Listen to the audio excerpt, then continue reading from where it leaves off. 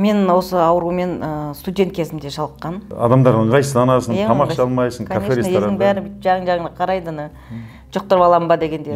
Неше жыл болды сонда? 19 жастан қазір жасың қанша? Қазір 41-ге келдім. Онке қымбат дәрілерінің өзі солың өзінде 20 мың, 30 мың болатын сол кездерде, иә. Белосаликті кешкенде алып жаға берем, уже ол көмектеспейтін де болды. Кейде дәрігерлердің көмектесе алмайтын жағдайы болады. Сіздің сабағыңыз маған көп көмектесті. Сол 2 апта деген кезде уже қолым кете бастады. Мен қарасам тағы 1 аптадан кейін уже аяқтарым таза болды. Вообще шықпайтын болды. Аптека сенің ішіңде. Самый лучший фармацевтический завод это организм. Шынымен емделмейтін, жазылмайтын ауру жоқ, емдей алмайтын медиктер, медицина бар. Медиктер шеше алмай жатса, не істеу керек? Басқа жолын іздеу керек.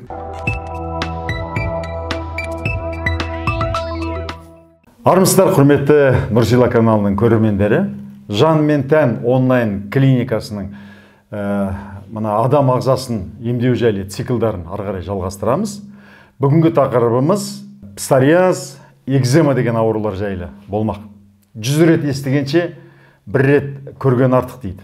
Бұл ауру жайлы 100 рет айтқаннан гөрі 1 рет осы аурудан емделіп жазылған адамның өзінің аузынан естісеңіз, дәлелдермен естісеңіз, соң қалай жазылған естісеңіз, сізге әлдеқайда пайдалы болады деп ойлаймын. Әрбір бақа өзінің көлшігін мақтайды дейді ғой. Сондықтан осы жан мен тән клиникасы жайлы біз өзіміз айта бермей, осы бізге келіп емделіп жазылған адамдар айтсын. Бүгінгі қонағымыз Айман. Айманды мен бүгін бетпе-бет бірінші рет көріп отырмын міне. Осыдан 2 жыл бұрын мен асқан тұлға, оның алдында менің кемелденген тұлғам деген бір циклдар марафон өткізгем. Менің кемелденген тұлғам 60 күндей болды, 50 күн болды ма? Сондай болды. Асқан тұлға 75 күн болды. Енді асқан тұлғаны мен тегін жасадым, ал менің кемелденген тұлғамды мен 10-15 мың теңгеге беретімін. Сол сабақтан өте көп адамдар маған кері байланыс берді. Соның бірі Айман менің есімде қалыпты. Бір рет мен сол сабақ өткізіп отырғанда тікелей эфирге кім шығып өзінің нәтижелерімен бөліскісі келеді дегенде бір жарқырап, бір қазақтың өте бір өжет, дауысы саңқылдаған бір келіншек: аға, мен осылай псориаздан жазылдым деп айтып жатыр. Саламатсыз ба? Қалыңыз қалай ағай? Сіз мені таныдыңыз ба? Мен сіздің кемелденген тұлғамды қатысып псориаздан жазылған қызбын. Псориазбен мен студент кезде мен шалдыққанмын. Одан кейін мен айттым ғой, үйлендім. Одан кейін ол семейный проблема болды. Ол вообще өршіп кетті. Мен өзім ашуланшақ адам болатынмын. Сондай жаман. Мазьдарды жақтым, шетелді. Псориаздың неше түрлі нелері бар. Бір 7-8-ін точно жақтым. Уақытша ғана болды. Алакөлге бардым. Ешнеге көмектеспеген. Сонымен сіздің менің кемелденген тұлғамға қатысып, мен псориаздан 2 айдың ішінде жазылдым. Менің өмірім керемет өзгерді. Менің үйімдегі проблемалар болады, ол өзімен өзі шешілді. Бәрі сіздің біліміңіздің арқасы, ағай. Рахмет сізге, деніңіз сау болсын. Тағы бір адам айтқан, мен 10 жыл бойы күнде 4 таблетка ішеді екем деп. Ол сен емес екенсің де. Сонымен Айман, өзің қашан ауырдың, содан кейін қалай емделдің, неғып ем қонбады, мысалы. Енді шындығында да мен дәрігерлердің жұмысын жоққа шығаруға, дәрігерлерге бармаңыз деп айтуға қарсымын. Медицинаны Гиппократтан бастап үлкен жетістіктерге жетті. Мысалы, жүрек ауырып ота жасайды, аяғың сынса ота жасайды, тісіңе де ота жасайды, басқа да көптеген жағдайда дәрігерлер көмектеседі. Бірақ кейде дәрігерлердің көмектесе алмайтын жағдайы болады. Сол неге көмектесе алмайды? Ал неге, мысалы, менің медициналық білімім жоқ болса, дәрігерлер емдей алмай жатылған адамдар нағып емделіп кетіп жатыр. Сол жайлы мен соңында сіздерге тәптіштеп түсіндіріп айтып берем. Айман, өзіңнің өмірбаяныңды айтшы. Мен осы аурумен студент кезімде жалыққан. Где-то 19 жасымнан бастап. Содан ол мені мазалап келді. Арасында шыққан кезде уколдарын алып, май жаққан кезде біраз кетеді, одан кейін қайтадан өршігіп. Нақты қандай диагноз қойды, қай жерінен? Псориаз деп қойды. Псориаз деп қойды. Сразу қойды. Сонымен белосалик, всякие нелер, витамин укол, АБ, тағы басқа көп уколдарды берді. Соларды сезонный алам, басылады, содан қойғаннан кейін қайтадан көбейіп кетеді. Кейін уже тұрмысқа шықтым, жолдасым екеуміз Алакөлге, Жалаңашкөлге барып та көрдік. Келеді уақытысына 1 ай 2 ай, содан кейін қайтадан қаптап кететін. Қай жеріңе шығып? Бүкіл денеме болғанда сол басталатын шынтақтан аяқ, қол, сосын жамбас, аяқтың бәрі. Онандай қатты қаптаған жоқ, енді көп болатын. Қалай мазалайды, қышиды? О, дуылдайды, особенно кішкене нервничать етіп, стрессовать еткен кезде ол қатты қышып дуылдап кететін. Сонымен май жағасың? Май жағамын, сол белосаликті кешкене алып жаға берем, уже ол көмектеспейтін де болды кейін. Сосын кейін сіздің сабағыңызды көрдім, сабағыңызды алдым. Сол бірден уже результаты уже 2 аптада көре бастадым. Ол сабақты көруге не түрткі болды? Біреу айтты ма, жоқ? Жоқ, мен оны болезнь бәрі, аурулардың бәрі мида деп, соны сіздің өзіңіздің сабағыңыздан түсіндім, рекламасын көрдім, содан қарай берістадым. Мысалы, псориаздан емдеп жазам. Жоқ, именно ауру емес, жоқ. Именно псориаз туралы айтқан жоқсыз, именно аурулардың бәрі сол мида деп, сол туралы айттыңыз. Мен соны рекламадан көріп, соны сатып алдым да, енді қолданым. Сол 2 апта деген кезде уже қолым кете бастады. Қолдарым кетті, сонымен мен мәзбін. Қарасам тағы 1 аптадан кейін уже аяқтарым таза болды, мен 100% көзім жетті, кетеді деп. Содан кейін кетті, сіздің сабағыңызды бітірдім, арасында медитацияңды жасап бітірдім, сосын уже ауру біткеннен кейін керек емес болып қалады деп, сонымен тастап кеттім арасында. Кейін бірақ уже вообще нетпейтін болды. Вообще шықпайтын болды. Асқан тұлғаңызға қатысып сіздің елге неңізбен сөйлескенде соны айттым ғой, сол именно псориаздан жазылдым деп, сол қуанып сол кездерде, вот именно сол кездерде жазылып мен мәз болып жүрген 1 жылдан артық. Уақыттың несінің арасын айттым ғой сізге, уақытты өткізіп, содан кейін бірақ айттым, а может быть это как всегда сезонный шығар деп. Уже 1 жылдан артық жоқ болғаннан кейін мен уже айттым, что менде болмағанын. Жақсы, мен өзіңді іздегем, онан кейін 1 рет сол қатысқан адамдардың чатына жібердім де, мына кісіні тауып беріңдерші, мен бір сөйлесейін, қазір қандай екен деп. Өйткені кеше мен Астарлы Ақиқатқа барған кезде соған дәрігерлер келді. Тура менің қасымда қазір сол экзема болып, ол кісі тіпті мына қолын бинтпен ойрап жүргенде, өйткені адамдар жиіркенеді дейді, қотыр бассейнге түсе алмайсың. Баняға да түсе алмайсың, бассейнға да түсесің, өз басынан өтті, ол да көрдім, иә. Онан кейін адамдар ыңғайсызданасың, тамақ іше алмайсың, кафе ресторанда. Бәрі жағын қарайды, жұқтырып алам ба дегенде, хотя ол жұқпайды. Содан енді бәрібір адамда жұғат деген бір немене бар ғой, сол айтады да, амалсыз ананы байлап жүретін болдым дейді, бәрі неге байлап жүресің? Басқа амал жоқ, 15 жыл ба, 16 жыл ауырған ғой. Содан сол тура осы менің сабақтарымнан миын тыныштандырып, енді түрлі аутотренинг, жаңағы тіпті аламанға қатысты, одан кейін медитация жасап жазылып кетті. Менің қолымда экзема 14 жыл болған. Қотыр шығып кетеді. Иә, мен даже фотоларымда бар, ұлым кішкентай кезінде даже мен қолымды байлап жүретін. Өйткені ұялам да, бинтпен байлап алам, автобуста жүрсем, адамдар орын беріп бір инвалид сияқты көреді, а мен оны ұялғанынан жауып жүремін. Өткел үлкен болып тұратын қолымда, прям шынтағыма дейін. Содан иногда перчатка кием, жаз кезінде ұзын кием. Прям жеңімді жауып тұру керек, жеңім ұзын болу керек, сондай киімдер кием. 14 жыл бармаған дәрігерімде ішпеген дәрім бармаған дәрігерім ғой. Иә, бәрін қолдандым, бірақ ештеме көмектескен жоқ. Сол 3 жыл бұрын сіздің аламан курсына барып, сонда қатыстым. Сіздің медитацияңыз көмектесті маған. Содан кейін Астарлы Ақиқатқа барғанбыз. Содан кейін олардың неменесі, барлық ниеті адамдарға көмектесу, адамдарды жазылып кету емес, әйтеуір ана істеп жүрген адамды қаралау. Өйткені олар келген кезде бір арақ ішетін адамды мен кодировка жасадым. Енді айтады да, өз қойғысы келеді, бірақ қоя алмайды. Енді тәуелділік деген бар ғой, темекі, арақ, казино, наркотик деген сияқты. Бір сол Астарлы Ақиқаттың кіріспенен кеп тұрған кезде ол коридорда отыр екен.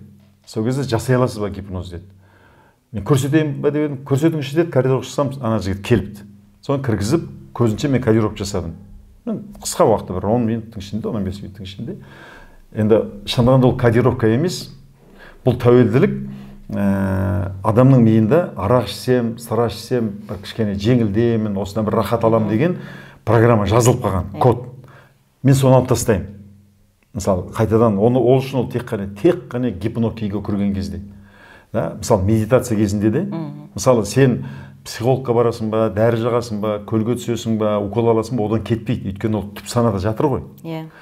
Мысалы соқыр ішек болса, оны массажбен басқамен алып тастай алмайсың ғой. Оның ішіне кіріп лапароскопия болса соны алу керек. Сол сияқты мидың ішіне кіреміз ғой біз медитация кезінде. Сол кезде соны түгел тазалағаннан кейін айтады, арақ ішкеннен сен рахат алмайсың, арақ ішкеннен жеңілдемейсің. Ол біледі, проблема шешілмесе де бір өмір жақсы болып кеткен сияқты болады. Керісінше арақ ішкеннен кейін ауырасың, кедей боласың, отбасыңнан айырылу мүмкін деген неменен орнына керісінше қорқыныш салып беремін. Сол кезде арақ иіскеген кезде ол бір шошқаның, болмаса бір өліп далада жатқан, сасып жатқан бір малдың иісі келеді да анаған. Миына тура ассоциация келеді. Содан кейін араққа деген құмарлық кетеді. Онан кейін бір жігіттер келді, ана қазір синтетический наркотик отыруға қалған 1-2 ай бойы. Содан кейін казиноға барғанына 2-3 жыл көлігін сатып, қарызға кіріп кеткен, әке-шешесінің көзінен жас ағып, семьясы тура нетіп отыр. Психологтар барады, көмектесе алмайды. Достар маған алып келді. Мен онда кодировка жасап бердім. Соң ана барған кезде маған шабуыл жасайды да, сен оңбаған, не істеп жүрсің? Мен айттым, сонда мен адамдарды арақтан құтқарсам, казинодан құтқарсам, темекіден құтқарсам, сонда мен жамандық жасап отырмын ба десем, жоқ, адамдар одан біреуді ұйықтатып тастап ақшасын алуы мүмкін деген сияқты сондай әңгіме айтады да. Сол жерде бұны айтып отырғаным, бір жас дәрігер келді. Бір 30-35-терде ме екен, сол айтады. Мен псориаздың 10 адам келсе, соның 9-ын емдеп жазаламын дейді. Соған сенесің бе? Жоқ. Неге? Сенбеймін. Өйткені әр адамның өзінің миында. Жоқ, сен де дәрігерге бардың ғой? Бардым. Студент кезінде емделдің. Неше жыл болды сонда? 19 жастан қазір жасың қанша? Қазір 41-ге келдім. 20 жылдан астам. Оның алдында 35-те, 35-ке дейін сол. Иә, 20 жылдан астам енді қанша дәрігерге бардың, қандай көлге де бардың ба? Иә. Оның бәрі мына мида, адамның ішкі не.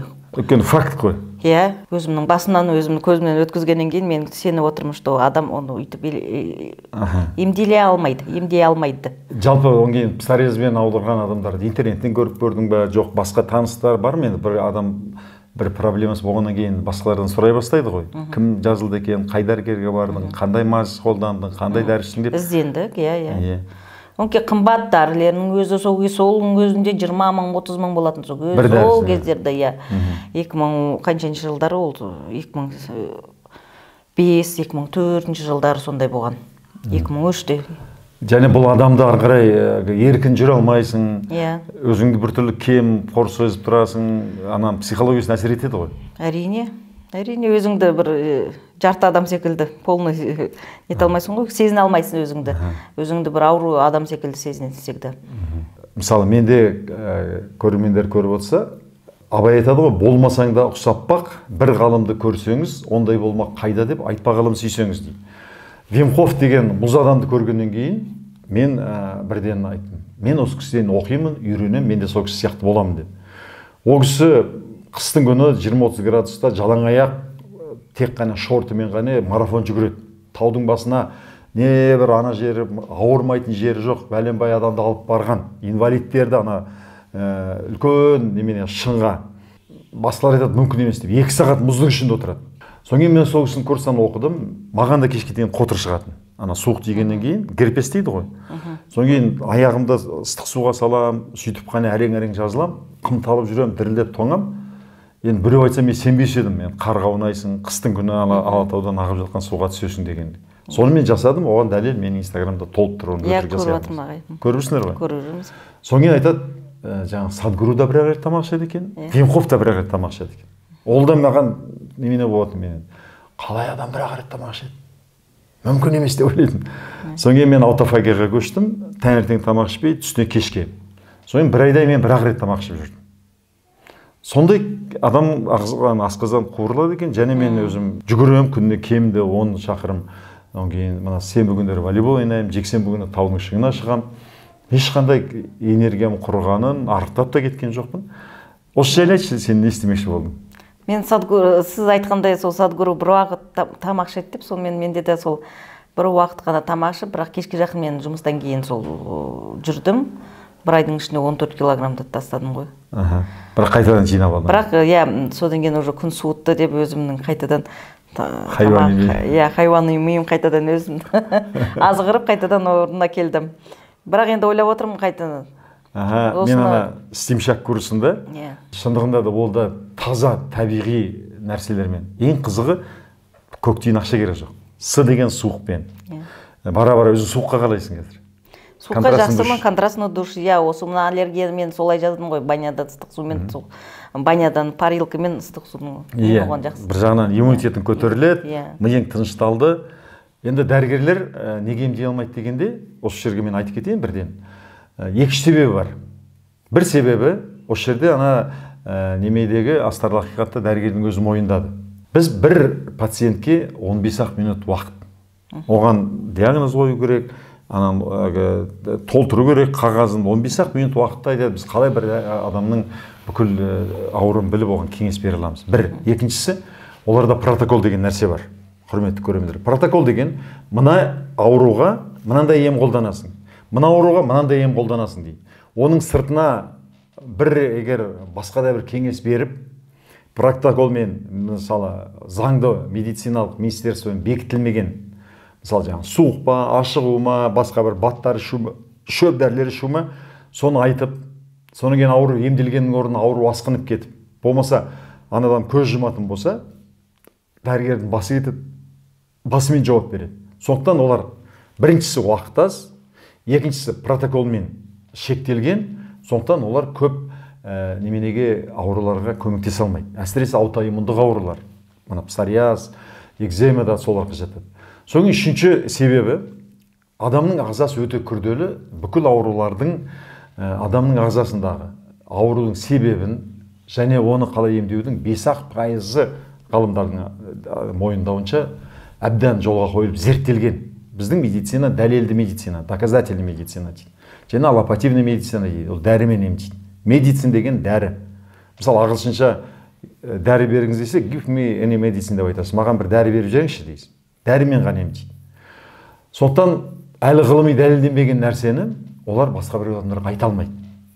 Ал мен айтам, бірақ айтар кезде айтам, егер де шынымен сіз ауырып жүрсеңіз, сіз мына мен айтып жатқан емді мен айтамын, бірақ сіз емделуші дәрігермен ақылдасыңыз да өз жауапкершілігін алыңыз. Адамдар өз жауапкершілігін алып мен айтқан рекомендацияны тыңдайды, өйткені олар 5, 6, 10 шақты дәрігерге барған, ем қонбаған. Оңай не істейді? Енді жан керек қой, амалсыз басқа бір альтернатив жолдарын іздейді. Сондықтан жаңа қайталап айтайын, үшеуі уақыт аз, протокол, үшіншісі ғылыми дәлелденбеген, әлі ғылым ашылмаған. Ал менің айтып жатқан жаңағы стимшак, суық. Бұл адамның иммунитетін көтереді, адамның бағана айттым ғой, бүкіл дәрі сенің аптека сенің ішіңде, фармацевтический завод сенің ішіңде. Самый лучший фармацевтический завод это организм. Сондықтан оны әсте-әсте әрине. Әсте-әсте барып бірден суық суға қойып кететін болсаң, бүйрегіңе, бауырыңа суық тигізіп алуы мүмкін. Әсте-әсте ағзаны шынықтырамыз. Егер инфекция болса, инфекцияны жоямыз. Екіншісі тыныс алу. Тыныс алу жаттығуларын жасадың ба сен? Жасаймын арасында сіздердің. Тыныс алу жаттығуда бұл кезде адамда биохимический үлкен процесстер жүреді. Оны әрине түсіндіріп айту, осы видеоның арнасында айта алмаймыз, аясында. Бұған мен 9 апта бойы сабақтар өткізем. Дұрыс тыныс алуды, суықпен шынығуды әр сабақ. Содан кейін йоганың жаттығулары бар. Оған сен әлі жеткен жоқсың ғой стимшакта. Йоганың жаттығуларында мына қалқанша безді, бүйрек безін қалпына келтіретін, омыртқаны емдейтін түрлі йога жаттығулары бар. Оны профессор Минвалиевтің мен сабақтарынан қарап үйрендім. Содан кейін медитация. Саған көмектескен медитация, да? Иә, медитация. Таңертең жасап жүрдің ғой, да? Таңертеңсін кешке 2 уақыт жасап жүрдім. Кванттық әлемге кіріп, рахат, иә. 45 минут отырасың, как будто 5 минут отырғандай. Жүрек тынышталады, ой кетеді. Көзің жарқырап ашық шығады. Ми тазаланғаннан кейін барлық команда, біздің генералдар мына жерде тұр. Гипоталамус. Гипоталамустың артында гипофиз бен эпифиз тұр. Солар қандай күйде болады? Не тыңдайсың, не естисің, жай күйің қандай болады, ағзаң сондай гормондар өндіреді. Егер қауіпті, үрей, уайым, қайғы, қорқыныш болатын болса, сенің ағзаң күреске дайындалады да, ағзаң күйрей бастайды. Ал егер рахат, жайлы жағдайға түссе, миың естіген, сезген нәрсең, анда альфа деңгейдегі музыка болады, альфа ритмді сөздер, сол кезде сен емделесің. Содан кейін шөп дәрілер, біз саған шөп дәрі берген жоқпыз ғой? Жоқ. Берген жоқпыз. Шөп дәрілері қосамыз. Содан кейін бар аутофагия. Аутофагия деген интервальный голодание сен өзің жасап жүрдің, бірақ кімнің жасаған дұрыс емес. Бірден үйтіп жасауға болмайды. Бас тартып, оңға қайтадан салмақ жинап алу ол зиян. Арықтап, зиян. Салмақты арықтадың ба, сол салмақты ұстап отыру керек. Оның ең соңында гипнотерапия, гипноз. Бүгін сен гипнотерапия алдың да? Иә. Ұнады ма? Ұнады, жақсы. Ойдағыдай болды ма, жоқ? Ойдағыдай болды. Енді қазір результаттар кейін шығады деп ойлаймын, сразу мидан нене. Бірақ енді көп нәрсені білдім. Көп нәрсені түсіндің бе? Түсіндім, иә. Енді сол өзімді сіздің ана программаңызды алып ары қарай дамытып. Кішкене регресс болды ма? Кішкене өткен өмірде, кішкене көріп? Болды. Мен даже өзім 2,5 жасқа дейін кірдің, да? Кірдім. Абреакция деген кішкене адам кішкене жылау, нету болды ма? Болды. Переосмысление болды, да? Иә. Бұл гипнотерапия деген екенін айтайын. Гипноз деген адамның ұйқыда жатып сенгішті күйге келуі. Бірақ ұйқыда жатқан адам қасына барып не айтсаң да ол естімейді. Ал гипноз кезінде адам ұйқылы ояу болады. Сәби сияқты болады. Мысалы сәбиге айтса аяз ата келеді, болмаса тағы да бір ертегі, қарапайым бірдекелерді айтсаң, бала не айтсаң соған сенеді. 2-3-5 жастағы бала. Сонда 2-3 жастағы балаға күйге енгіземіз. Гипно күйге кезде. Санасы өшіп қалады да, бейсанасы ашық сөйлесіп отырады. Бірақ 2-3 жастағы бала күйге енгіземіз. Онсыз терапия жүрмейді. Гипно деген адамның сенгіштік күйге келуі, ұйқылы ояу болып, терапия деген емдеу. Миын сондай күйге кіргізіп алғаннан кейін ем жүреді. Және де біз кері ана өмірге апаруымыз керек. Мысалы 2 жастағы өмірін ол қазір отырып кіре алмайды. Психолог оған былай сөйлеседі, ол санасымен сөйлеседі. Онымен әкең, шешең сөйлесті, там психолог сөйлесті, айырмасы жоқ. Сондықтан біз сондай күйге кіргіземіз. Ақырында регресс. Регресс болған кезде 5 жылға кейін, 10 жылға кейін, 20 жылға кейін, 30 жылға кейін, тіпті 1 жас, 2 жасқа дейін мидың қабатында қалып қалған оқиғалар еске түседі. Тура сен сол жерде тұрсың, сол кезде соны қайтадан басқа көзқарас қалыптастырып алып шығамыз. Болды. Енді столда сондай күйге түскен кезде, мүмкін 2 жасында сен иттен қорыққан шығарсың, мүмкін қараңғылықтан қорыққан шығарсың, мүмкін бір таяқ жеген шығарсың, мүмкін бір жақсы көретін нәрсеңнен айырылып қалған шығарсың. Сондай бір жағдайлар болды ғой. 2,5 жасында не болыпты? Иттен қорыққан екен ғой.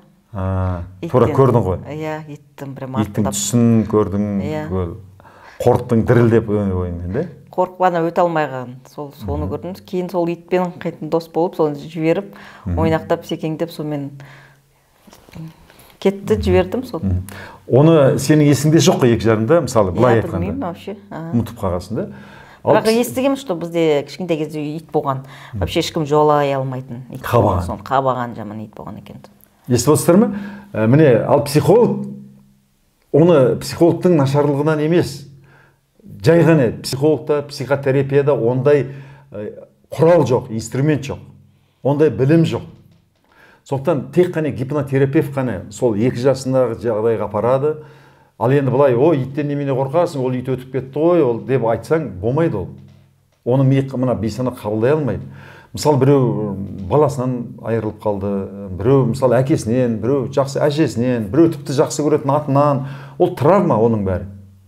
Тура сол кезге түскен кезде, сол сәтке түсіп, сол сәтте отырған кезде ғана ол тазаланады. Ең соңғысы осы гипнотерапия, және Стимшакқа қатыссаң, мен самогипноз деген нәрсені үйретемін. Өйткені өмір болғаннан кейін енді бала өсіріп жатсың, біресе тыңдайды, біресе тыңдамайды, кейін келін болады, күйеу бала болады, деген сияқты құда болады, дұрыс керіс бірдеңке. Міндетті ғой өмір болғаннан кейін. Сондай кезде ең бастысы сен сабаңнан шығып, ашуланбау, ренжіме, уайымдамау. Миың тынышталған кезде, сен өзіңді өзің сондай қиналған кезде тез самогипноз жасайсың, тынышталасың, болды. Керемет қой. Иә, керемет. Енді ана ағзаға зиян келтірмей, қайтадан дұрыс салмақта келтіруді үйретеміз. Бұның құрметті көрермендер өте керектігі, әсіресе әйел адамдарға.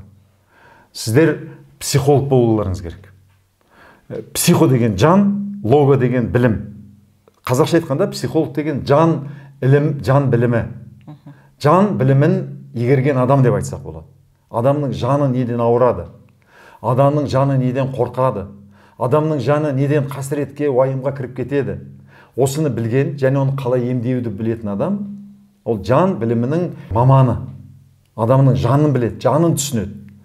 Сондықтан сен оны біліп алғаннан кейін, балаңмен тіл табыса аласың, күйеуіңмен тіл табыса аласың, енеңмен тіл табыса аласың, кейін немерелеріңмен тіл табыса аласың, күйеу балаң, келінің болады, солармен тіл табыса аласың.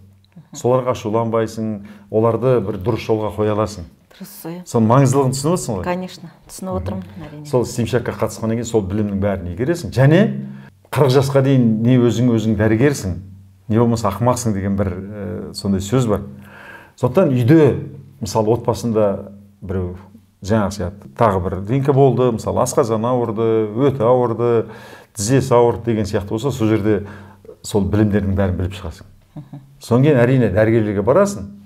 Содан кейін дәрігерлердің, мысалы біреу былай айтады, мысалы өтіңде тас болсын десе, бір дәрігер айтады, ойбай, бұл ана ары қарай өт жолына кетіп қап, холецистит болмай тұрған кезде, обструкция болмай тұрған кезде тез ота жасап алып таста дейді. Екінші дәрігерге барсаң айтады, есің дұрыс па, өтті алып тастама, өт қабығын алып тастағаннан кейін денсаулығың одан кейін одан сайын зиян болады. Өт қабық жиналып тастағаннан өт жиналмайды, алма деп айтады. Үшінші дәрігерге барсаң айтады, ол өтті үгіту керек дейді. Бір ультразвукпен, бірінші біреуге барсаң айтады, ойбай, ультразвукпен үгітпе, үгітсең ана домалақтасын, қиыршық тас болады, өтті тесіп кетуі мүмкін дейді. Бесінші дәрігерге барсаң, оған бір урсафол деген дәрі ішсең, онымен ерітіп жіберуге болады дейді. Осылай өткенде мен сабақ түсірдім. Мықты деген ана медицина ғылымының докторлары, 20-30 жылдық тәжірибесі бар 5 түрлі дәрігер 5 түрлі кеңес айтады. Ал қарапайым медицина хабар жоқ адам айтады, кімді тыңдайын? Маман айтып отыр ғой дейді. Сол жерде қандай дәрігерді тыңдау керек, қай дәрігердің кеңесін орындау керек, сол жайлы үлкен білім аласың. Құрметті көрермендер, міне бір адамды үлкен қаншама жыл, 20 жылдай қиналып жүрген қиналысынан құтқардық. Енді кеп алғысын алып отырмыз. Егер де сіздерде осындай немене болса, проблема, жаңа псориаз ба, экзема ма, жоқ тіпті қандай да бір аурулар мазалап жүрсе, дәрігерлерге барып, 4-5 дәрігерге барып, басыңыз қатып жүрсе, дәрі ішіп, содан денсаулығыңыз одан сайын жаман болып бара жатса, осы көрсетілген нөмірге, WhatsApp нөмірге, міне 8-747-309-49-49 жаңа WhatsApp нөмірге Жанартау деп жазып жіберіңіз. Осы аурулардың алдын қалай алу керек, болмаса бұл аурулардан қалай емделу керек екені жайлы сіздерге толық мағлұматтар береміз. Бұл жан мен тән клиникасында менімен бірге интегративті медицинаның мамандары, мысалы Кореяда білім алған, Англияда білім алған, Францияда, Германияда білім алған, Ресейдің дәрігерлерінен білім алған мықты мамандар қоса сіздерге кеңес беруге дайын. Ауырып еміздегенше ауырмайтын жол іздеңіздер, ал ауырсаңыздар, оны да емделетін мүмкіндіктері бар. Шынымен емделмейтін, жазылмайтын ауру жоқ, емдей алмайтын медиктер, медицина бар. Тағы да айтайын, оларды кінәламаңыздар. Егер мен де медициналық білім оқып, диплом алып бір жерде маман болып отырсам, мен де сол берілген протокол бойынша айтатын едім. Оған медиктер, медицина кінәлі емес, шамалар келгенше істеп жатыр, оларға да рахмет, алғысымызды айтамыз. Көп жағдайда медицинамен ақылдасу керек, медиктер шеше алмай жатса, не істеу керек? Басқа жолын іздеу керек. Сол жолды біз сізге көрсетеміз. Сонымен Айман, осы көріп отырған көрермендерге, өзің сияқты қиналып жүрген адамдарға не айтатын едің? Бірақ нәрсе жарнама жасамай-ақ қойып берсе, шыбындар бар ғой, кейбіреулер. Солар айтады, мына өзінің туысы ма, танысы ма, әкеп, өз өтірік айтатын адам елдің бәрін өтірік айтады деп ойлайды. Өкінішке қарай кей адамдар бар. Жалпы қалай емделу керек, осыдан қалай құтылу керек, өзіңді басынан өткіздің ғой. Иә. Соны айтып кетсең, сонымен осы сұхбатымызды аяқтайық. Сен уақыт тауып келіп, сұхбатқа келісім берген үшін алғыс. Сіздің сабағыңыз маған көп көмектесті. Қазақстанда қаншама осындай аурулармен ауырып жатқан адамдар бар. Сеніп, именно осы жаққа келсеңіз, бір дәрсіз, сіздерге ешкім дәрі бермейді. Дұрыс қой. Тек қана медитациямен ғылыми жолға қойылған, я ғылыми түрде дәлелденген именно медитация, аффирмацияларын, сосын аштық, солардың бәрімен емделіп жазуға шығуға болады. Ол бізден проблема тек қана бізді басымызда. Сол проблемадан құтылсаңыз, бүкіл ауруларыңыз да кетеді. Мен неге Жанартау деп айттым?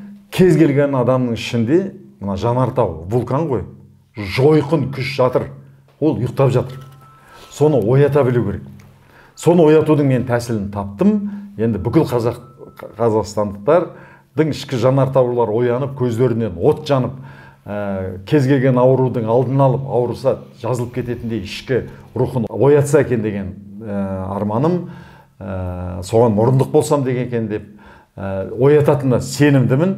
Біздің халық мықты, мына үлкен бабалардан қалған ұлан байтақ жерге біз ие болуымыз керек, сау ұрпақ өсіруіміз керек. Сондықтан жаныңызда, тәніңізде сау болсын. Келесі хабарларда кездескенше сау, сәлемет болыңыздар. Рахмет.